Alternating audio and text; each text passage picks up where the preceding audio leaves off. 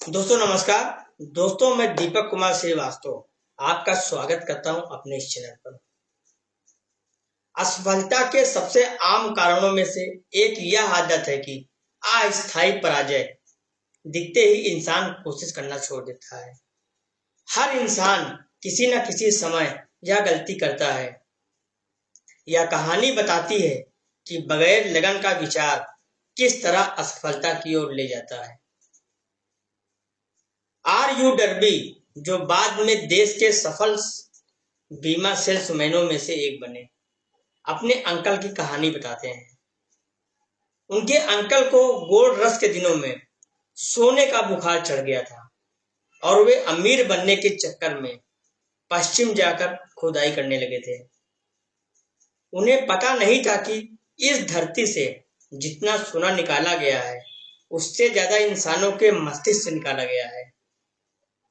उन्होंने जमीन चुनी और फावड़ा उठाकर काम में जुट गए।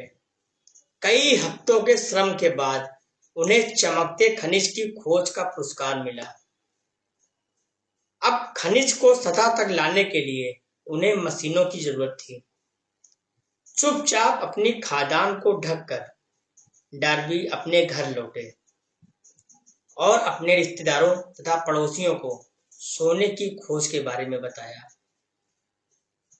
उन्होंने जरूरत की मशीनों के लिए पैसे इकट्ठा किए और मशीनें लगवा ली। अंकल और डार्बी खादान पर काम करने आ गए। ड्रिल नीचे जाने लगी। डार्बी और उनके अंकल की आशाएं ऊपर जाने लगी। फिर अचानक एक अजीब बात हुई। सोने के खनिज की धारा गायब हो गई। वे इंद्रधनुष के अंत तक आ गए थे और सोने का हंडा कहीं नजर नहीं आ रहा था। वे खुदाई करते रहे, उस धारा को पकड़ने के लिए उतावले होते रहे, लेकिन कोई फायदा नहीं हुआ। अंततः उन्होंने कोशिश छोड़ने का निर्णय लिया। उन्होंने मशीनें एक कबाड़ी को कुछ $100 में बेच दी और ट्रेन पकड़कर घर लौट आए। कुछ कबाड़ी मंदबुद्धि होते हैं, लेकिन ये वो वाला नहीं था। उसने एक माइनिंग इंजीनियर को खदान के मुआयने के लिए बुलाया और थोड़ी जांच करने को कहा।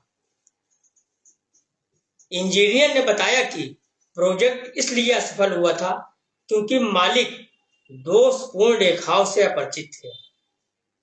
उसकी गणनाओं से पता चला कि जिस जगह डार्बी ने खुदाई बंद की थी, वहां से सिर्फ 3 फीट दूर खनिज की धारा मिलनी चाहिए, और यह ठीक वहीं पर मिली।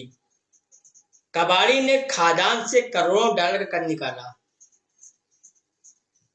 क्योंकि वह यह बात जानता था कि कोशिश छोड़ने से पहले विशेषज्ञ से सलाह ले लेनी चाहिए।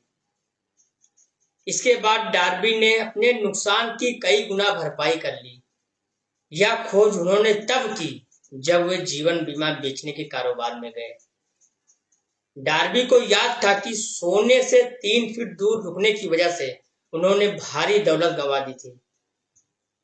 इसलिए उन्होंने अपने चुने हुए काम में इस अनुभव का लाभ लिया। उन्होंने खुद से यह कहने की सरल विधि अपनाई, मैं सोने से 3 फीट दूर रुक गया था, परंतु जब मैं लोगों से बीमा खरीदने के लिए पूछूंगा और वे मना कर देंगे, तो मैं कभी नहीं रुकूंगा। सोने की खादान वाले व्यवसाय से लक्ष्य हासिल करने से पहले कोशिश छोड़ देने से उन्होंने जो सबक सीखा था, उसी को वे अपनी लगन का श्रेय देते हैं।